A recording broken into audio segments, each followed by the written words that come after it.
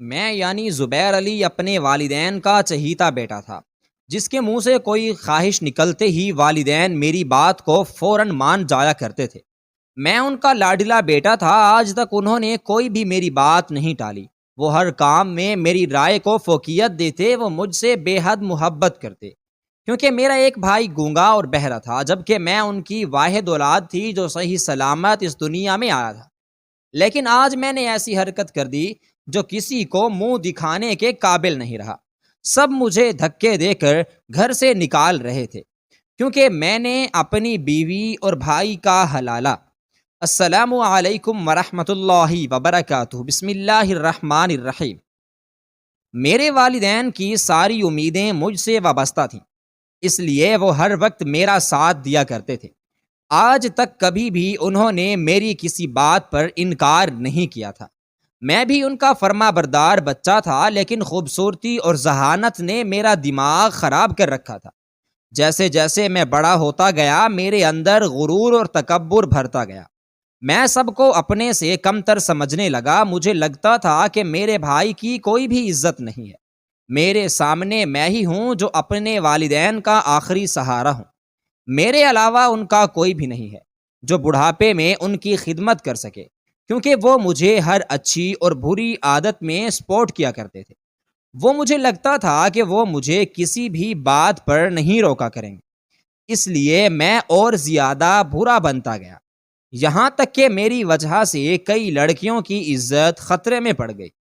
میں ہر قسم کی منمانی کرتا تھا اور مجھے کوئی روک ٹوک کرنے والا نہیں تھا۔ میرے ان کارناموں کے بارے میں تو میرے گھر والوں کو پتہ ہی نہیں چلتا تھا۔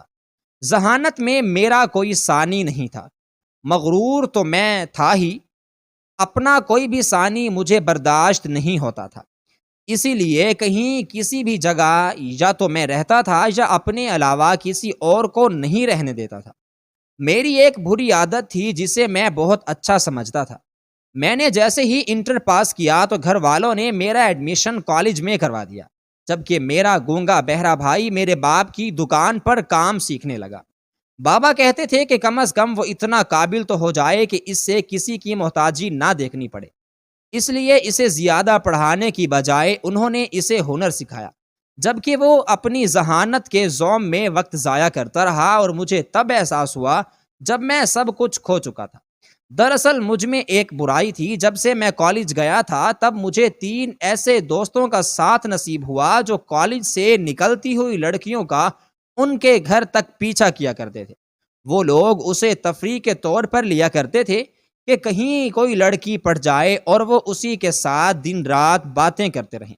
آج کل کے بچوں کی یہ ضرورت بن کر رہ گئی ہے، اس لیے وہ بھی اپنی اس ضرورت کو اس طرح پورا کرنا چاہتے تھے۔ میں ان کی اس برائی میں ساتھ نہیں دینا چاہتا تھا، لیکن جب انہوں نے مجھے ناکام شخص کہا تو یہ بات میرے دل پر لگی۔ میں تو بہت بڑے خواب دیکھا کرتا تھا جن کی منزل صرف اور صرف کامیابی تھی۔ دوستوں کی دیکھا دیکھی میں نے بھی ان لڑکیوں کا پیچھا شروع کر دیا۔ ہم لوگوں کا صرف ایک ہی مقصد تھا کہ کسی طرح ان میں سے کسی ایک سے دوستی کر لی جائے۔ میں یعنی زبیر علی، میرا چھوٹا بھائی عمیر علی، وہ ایک گونگا اور بہرا تھا۔ میرے باپ کا نام عزیز علی تھا، وہ لوہے کا کام جانتا تھا، اس لیے وہ چاہتا تھا کہ ان کی اتنی بڑی دکان کو ان کا کوئی ایک بیٹا سنبھالے۔ میں نے تو اس کام سے صاف صاف انکار کر دیا، کیونکہ میں اعلیٰ تعلیم حاصل کرنا چاہتا تھا اور آگے پڑھنا چاہتا تھا، جبکہ میرا بھائی جو گونگا تھا اس نے حامی بھر لی کہ وہ یہ کام سیکھے گا۔ اس لیے انٹر کرنے کے فوراً بعد ہی وہ ابا کے ساتھ دکان پر بیٹھ کر لوہے کے کام کا ہنر سیکھنے لگا۔ جب میں نے یونیورسٹی میں ایڈمیشن لے لیا، میری ماں ایک گھریلو عورت تھی۔ وہ ہر چیز میں، ہر فیصلے میں مردوں کی سوچ کو فوقیت دیا کرتی تھی، اور مجھ سے تو بے حد پیار کرتی تھی، اس لیے میرا ہر کہا مانا کرتی تھی، یہاں تک کہ مجھے ابا سے چھپ چھپ کر پیسے بھی دیا کرتی تھی، جو میں اپنے دوستوں کے ساتھ عیاشیاں کرتے وقت اڑا دیا کرتا تھا۔ وہ سب جانتی تھی، پھر بھی وہ مجھے بچا لیا کرتی تھی، کیونکہ ان کی آخری امید میں تھا۔ ان کو لگتا تھا ان کا ایک بیٹا ہی تو صحیح سلامت ہے جو ان کے بڑھاپے کا سہارا بن سکتا ہے، ورنہ عمیر تو صحت مند نہیں ہے، اسے تو خود ایک سہارے کی ضرورت ہے، تو وہ ہم دونوں بوڑھے لوگوں کا سہارا کیسے بن پائے گا؟ اسی لیے وہ ہر چیز میں مجھے ہی فوقیت دینے لگے۔ اس بات نے مجھے اس قدر مغرور بنا دیا تھا کہ میں ہر کسی کو ہی حقیر سمجھنے لگا، یہاں تک کہ اپنے بھائی عمیر کا تو میں نے جینا حرام کر دیا تھا۔ اسے ہر وقت باتیں سنایا کرتا تھا جس سے وہ پریشان رہنے لگا تھا، لیکن وہ کسی کو بھی کچھ نہیں بتاتا تھا کیونکہ وہ خوش ہوا کرتا تھا، کیونکہ میں اسے کم تر سمجھتا ہوں اپنے آپ سے، لیکن پھر بھی میں اسی سے ہی ہر بات شیئر کرتا ہوں۔ اسے بس میرا ساتھ عزیز تھا، جبکہ میں ہر چیز میں ہی اس کا مذاق اڑا رہا ہوتا تھا۔ کئی بار تو وہ اس بات کا اظہار بھی کر چکا تھا، جب وہ غصہ ہوتا تھا یا اداس ہوتا تھا تو وہ کسی گھر کے ایسے کونے میں رہنے چلا جاتا جہاں کوئی بھی نہ ہو اور مکمل خاموشی ہو۔ وہ ٹکٹکی باندھے یا تو آسمان کو دیکھتا رہتا یا پاس پڑے پودوں کو دیکھا کرتا، اور مجھے معلوم ہو جاتا تھا کہ یا تو آج اس کو کوئی بات بری لگی ہے جس کی وجہ سے یہ اداس ہے، یا پھر امی نے کچھ کہا ہوگا۔ اکثر اس کی سفارش میں کر دیا کرتا تھا۔ اس کو کوئی بھی بات اگر امی سے منوانی ہوتی تو وہ مجھے آ کر کہا کرتا۔ امی میری باتیں فوراً مان جایا کرتی تھی۔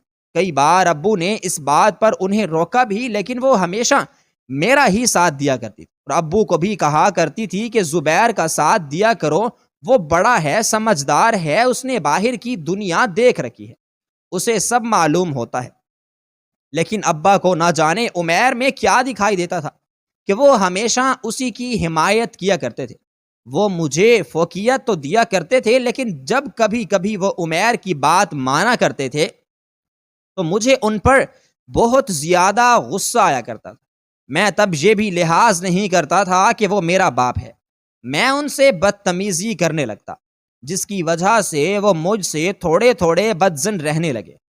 وہ باپ تھا، اسے سب معلوم تھا کہ میں کس قسم کا انسان ہوں یا میری صحبت میں آج کل کس طرح کے لوگ بیٹھنے لگے۔ یہ ایک دن کا واقعہ ہے کہ میں اپنے دوستوں کی دیکھا دیکھی ایک لڑکی کا پیچھا کرنے لگا۔ وہ جان چکی تھی کہ میں اس کا پیچھا کر رہا ہوں۔ اس نے بغیر محسوس کیے پولیس کو کال کر دی۔ ابھی میں اس کے گھر کی گلی میں ہی داخل ہوا تھا جب میرے پیچھے سے پولیس آ گئی۔ انسپیکٹر آ کر مجھ سے تفتیش کرنے لگے کہ تم یہاں کس سے ملنے آئے ہو، کون تمہارے جاننے والے رہتے ہیں، کیا یہاں تمہارا گھر ہے؟ میں سارے سوالوں کے نفی میں جواب دے رہا تھا۔ تبھی ان کو یقین ہو گیا کہ میں اس لڑکی کا پیچھا کرنے ہی نکلا تھا۔ وہ مجھے وہاں سے لے کر جیل آ گئے اور انہوں نے مجھے اتنا مارا کہ میں بے ہوش ہو گیا۔ اس کے بعد انہوں نے ابا کو فون کیا اور انہیں تھانے طلب کر لیا۔ اس دن کے بعد ابا کو مجھ سے نفرت سی ہو گئی تھی۔ وہ جتنا مجھ سے متاثر تھے اب اتنا مجھ سے دور رہنے لگے تھے۔ میں بھی زیادہ ان کے سامنے نہیں آیا کرتا تھا کیونکہ وہ مجھ سے ہر وقت ایک ہی بات پر بحث کیا کرتے تھے کہ مجھ میں تمیز نہیں ہے، میری ماں نے میری صحیح سے تربیت نہیں۔ وہ کسی ساری بات اماں پہ جایا کرتے تھے تو میرا دل کرتا تھا کہ میں یہ گھر چھوڑ کر ہمیشہ ہمیشہ کے لیے چلا جاؤں، لیکن میں جاتا بھی تو کہاں جاتا، اسی لیے ماں باپ کے طنز دن رات سنا کرتا تھا۔ اب تو میں نے یہ بھی ٹھان لیا تھا کہ میں اس لڑکی کو ہر حال میں حاصل کر کے ہی لوں گا۔ وہ خود کو سمجھتی کیا ہے، میں نے بس انا کا مسئلہ بنا لیا تھا۔ اب میں روز ہی اس لڑکی کے پیچھے جانے لگا۔ شاید اس کو اتنی مار پڑوانے پر مجھ سے ہمدردی محسوس ہوئی تھی، تبھی اس نے دوبارہ کسی کو نہیں بتایا تھا۔ 20 سے 25 دن گزر گئے، میں اس کا پیچھا کرتا رہا۔ میں نے اس بات کو کسی کو بھی بھنک نہیں ہونے دی، لیکن نہ جانے عمیر کو کہاں سے پتہ چل گیا۔ وہ مجھے دھمکی دینے لگا کہ میں سب کو بتا دوں گا۔ میں جتنا اسے سمجھ جاتا تھا وہ اتنا ہی کرتا چلا جاتا تھا۔ اس کی کوئی بھی کمزوری میرے ہاتھ نہیں آ رہی تھی، اس لیے میں اس کی بات ماننے پر مجبور تھا۔ اس نے جیسا مجھے کہا کہ لڑکیوں کا پیچھا چھوڑ دو، میں نے لڑکیوں کا پیچھا چھوڑ دیا۔ ایک دن میں کالج سے گھر آیا تو دیکھا کہ ہمارے گھر میں کچھ مہمان آئے ہوئے ہیں۔ میں گیٹ میں سے ابھی باہر نکلا ہی تھا تاکہ اپنی دوست کی کال سن سکوں، کیونکہ ان کا نہیں بھروسہ تھا کہ کب کسی جگہ وہ کون سی بات کر دیں۔ تبھی ڈرائنگ روم سے وہ لڑکی اور اس کا باپ، یہاں تک کہ اس کی ماں بھی مجھے دکھائی دیے۔ میں ڈر گیا کہ کہیں عمیر نے سب کچھ بتا تو نہیں دیا، لیکن اس نے کسی کو کچھ نہیں بتایا تھا۔ وہ تو ہمارے پڑوس میں شفٹ ہوئے تھے اور اسی لیے وہ ہمارے گھر آئے تھے، کیونکہ ان کے گھر میلاد شریف تھا اور وہ سب کو ہی دعوت نامہ دے رہے تھے تاکہ سارا محلہ ان کے گھر آئے اور سب سے جان پہچان ہو سکے۔ اس لڑکی نے مجھے دیکھا تو ناگواری سے منہ بنانے لگی۔ میں نے بھی زیادہ توجہ نہیں دی اور نظر انداز کرتے ہوئے گھر کے اندر چلا گیا، لیکن میرے دل میں لڈو پھوٹ رہے تھے کہ جسے میں چاہتا تھا وہ ہمارے ہی محلے میں آ گئی تھی۔ اب وہ کسی کی بات کا بھی ڈر نہیں تھا، میں جب چاہتا اسے تنگ کر سکتا تھا۔ اس نے اب تک میری شکایت نہیں کی تھی، اس کا مطلب یہ تھا کہ وہ بھی مجھے پسند کرتی تھی۔ یہ بات مجھے میرے دوستوں نے کہی تھی اور میں نے اس پر اندھا یقین کر لیا تھا۔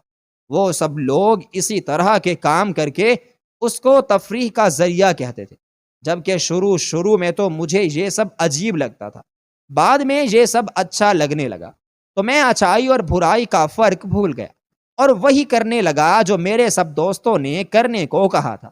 ہم لوگ اکثر کالج میں اکٹھے ہی جاتے ہیں اور اکٹھے ہی واپس آتے، بس فرق ہے اتنا ہوتا تھا کہ وہ اپنے بابا کے ساتھ جا رہی ہوتی تھی اور میں اکیلے۔ اس کے بابا مجھے پسند نہیں کرتے تھے کیونکہ وہ جانتے تھے کہ میں اس کی بیٹی کے بارے میں بری نظر رکھتا ہوں۔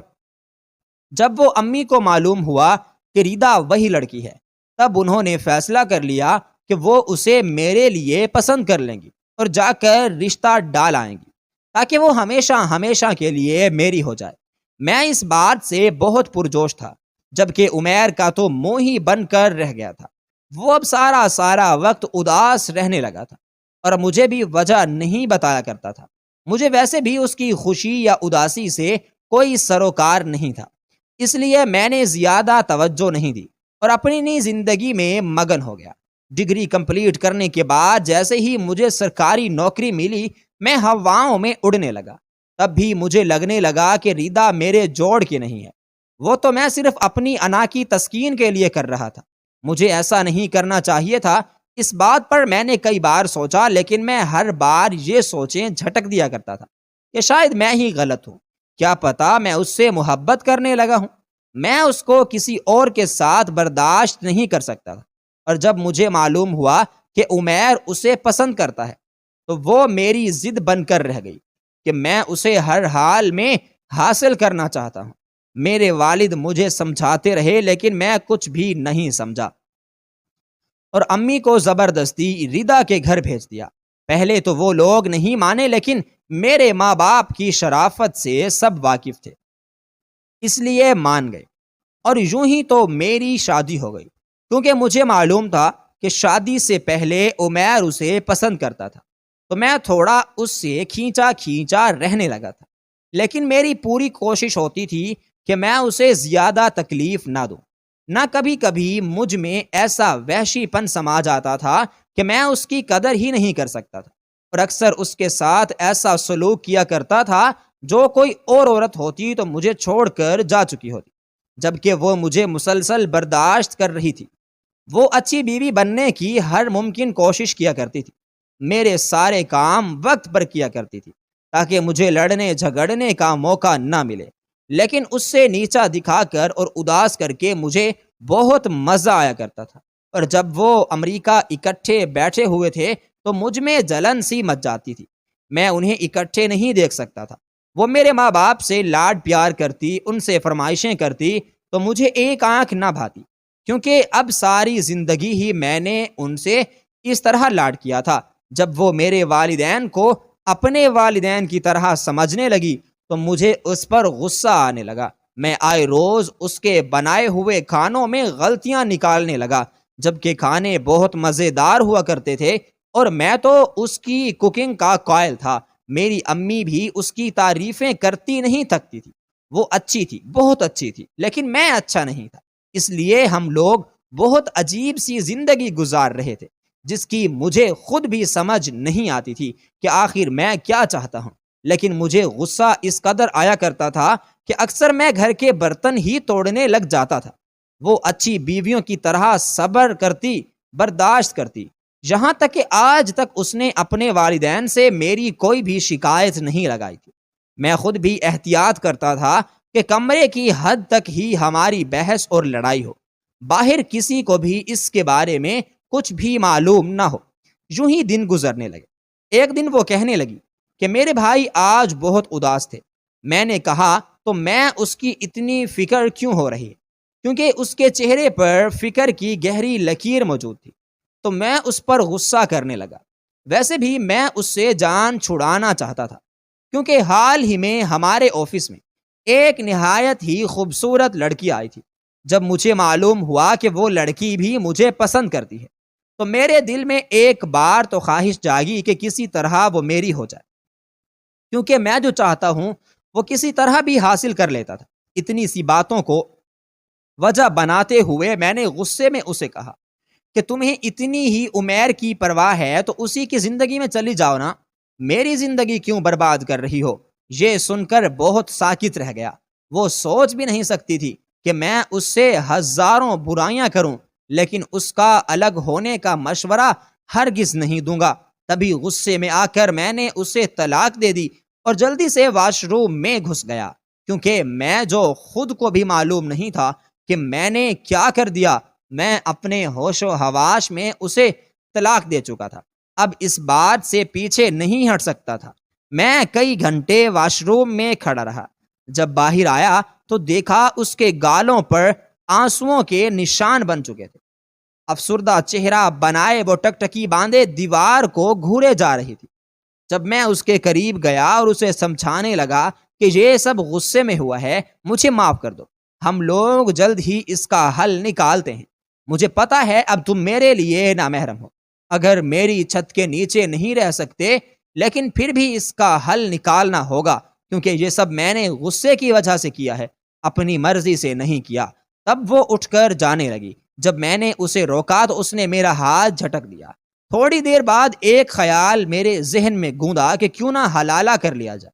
حلالہ کرنے کے لیے ضروری تھا کہ کوئی ایسا شخص ہو جو ایک رات کے لیے نکاح کرے اور صبح ہی میری بیوی کو طلاق دے دے۔ اس کے بعد وہ اور میں نکاح کر لیں اور کسی کو اس بارے میں بھنک بھی نہ پڑے۔ جب میں نے ریدا کو یہ کہا، پہلے تو وہ مان گئی، لیکن بعد میں جو ہوا وہ کوئی سوچ بھی نہیں سکتا تھا۔ اگلے روز ہی میں اپنے گونگے بہرے بھائی عمیر کے پاس گیا۔ مجھے معلوم تھا کہ وہ ریدا کو پسند کرتا ہے، تو وہ اس کی زندگی کے لیے مان جائے گا کہ کسی طرح حلالہ ہو جائے۔ وہ بڑی مشکلوں سے مانا، کیونکہ وہ کہتا تھا کہ امی ابو کو بھی اس بارے میں بتایا جائے، لیکن میں نے اس سے صاف انکار کر دیا کہ اگر کسی کو بھی پتا چلا تو مجھ سے برا کوئی نہیں ہوگا، تو وہ چپ ہو گیا۔ تب بھی اگلے روز میں نے ان دونوں کا عدالت میں نکاح کروا دیا۔ رات گزرنے کے بعد عمیر نے ریدا کو طلاق دے دینی تھی۔ ہم لوگ جیسے ہی نکاح کر کے واپس آئے، ریدا عام دنوں کی طرح گھر کے سارے کام کرنے لگی۔ اس کے بعد وہ میرے کمرے میں آئی۔ میں اسے دیکھ کر حیران رہ گیا، کیونکہ اب دو میرے لیے نامحرم تھی۔ وہ یہاں کیا کر رہی ہے؟ وہ آئی، اس نے کپڑے تبدیل کیے، خود کو اچھے سے تیار کیا اور میرے کمرے سے نکلنے لگی۔ جب میں نے اسے روکا اور کہا کہ میں تم سے محبت کرتا ہوں اور کبھی یہ مت سوچنا کہ یہ محبت کبھی بھی کم ہوگی، بس میں تھوڑا غصے کا تیز ہوں، اسی لیے میں نے تھوڑا زیادہ ری ایکٹ کر دیا، مجھے معاف کر دینا۔ میں سر جھکائے کھڑا تھا جب وہ مجھے نظر انداز کرتی ہوئی میرے بھائی کے کمرے میں جانے لگی۔ میں بھی اس کے پیچھے پیچھے جانے لگا، کیونکہ میں عمیر کو یہ باور کرانا چاہتا تھا کہ تم نے صبح اس کو طلاق دے دینی ہے، اس لیے زیادہ امیدیں وابستہ کرنے کی کوشش نہ کرنا۔ وہ بھی راضی ہو گیا تھا۔ جب میری بیوی مجھے میرے بھائی کے کمرے کے سامنے رو کر بولی، اب تم جاؤ، تمہارا کام ہو گیا ہے، اور اندر جا کر لائٹ بند کر دی۔ اس نے میرے منہ پر ہی دروازہ بند کر کے لاک کر دیا تھا، جبکہ مجھے صبح ہونے کا انتظار تھا۔ وہ صبح ایک بھیانک صبح ہوئی تھی جس نے میری زندگی بدل کر رکھ دی۔ وہ میرے گناہوں کی سزا تھی جو مجھے اس طرح سے مل رہی تھی۔ میں جب فجر کی اذان کے بعد اٹھا اور اپنے بھائی کے کمرے کے سامنے سے گزرا تو ابھی تک دروازہ بند تھا۔ مجھے بہت غصہ آنے لگا کہ آخر ہو کیا رہا ہے، اسے تو صبح ہی طلاق دے دینی تھی، تو ابھی تک اس نے طلاق کیوں نہیں دی؟ کہ اس کی نیت تو نہیں بدل گئی؟ میں نے زور سے دروازہ کھٹکھٹایا تو میں یہ دیکھ کر حیران رہ گیا کہ سامنے کوئی اور نہیں، میرا سگا باپ کھڑا تھا۔ اس نے دروازہ کھولتے ہی 2 تھپڑ میرے منہ پر جڑ دیے اور پورا دروازہ کھول دیا۔ سامنے ہی ریدا کے ماں باپ اور میرے ماں باپ بیٹھے تھے، عمیر بھی ساتھ تھا۔ پہلی بار ایسا ہوا تھا کہ میری ماں میری شکل تک نہیں دیکھنا چاہتی تھی، اور میرا ابا تو ویسے بھی آج کل مجھ سے ناراض رہنے لگے۔ جب میں نے دیکھا کہ سب کو پتہ چل گیا ہے تو مجھے اپنی عزت بہت پیاری تھی۔ میں وہاں سے بھاگ جانا چاہتا تھا، لیکن میرے باپ نے زبردستی مجھے پکڑا اور ریدا کے سامنے لے جا کر کہا، اگر تم چاہتی ہو اس انسان کے ساتھ رہو تو تم عمیر سے طلاق لے لو۔ ابھی ریدا کہنے لگی کہ میں مر کے بھی اس انسان کے ساتھ نہیں رہ سکتی جو اتنی سی بات پر مجھے طلاق دے سکتا ہے، کل کو وہ کچھ بھی کر سکتا ہے۔ اس سے اچھا ہے کہ میرا تو ساری زندگی اپنے ماں باپ کے گھر پر پڑی رہوں یا عمیر کے ساتھ ہی زندگی گزار دوں، لیکن اب اس شخص کی زندگی میں شامل نہیں ہونا چاہتی۔ تبھی بابا کہنے لگے، نکل جاؤ تم اس گھر سے، عمیر ہمارا اچھے سے خیال رکھ سکتا ہے، تم نے ریدا کو ہی نہیں ہم سب کو بھی دھوکہ دیا ہے۔ وہ تھا تبھی ریدا کا باپ آگے بڑھا اور کہنے لگا، میں اس واسطے تم بھی اپنی لڑکی دینے کے لیے راضی نہیں تھا، کیونکہ مجھے معلوم تھا کہ تم کس خصلت کے انسان ہو، تم نہایت ہی گھٹیا شخص ہو۔ اب میں تمہاری شکل کبھی بھی نہیں دیکھنا چاہتا، اس لیے اپنی بیٹی کو لے کر جا رہا ہوں۔ میری بیٹی کا پیچھا چھوڑ دینا، اگر آپ پیچھے آئے تو خود تمہارا قتل کر ڈالوں گا۔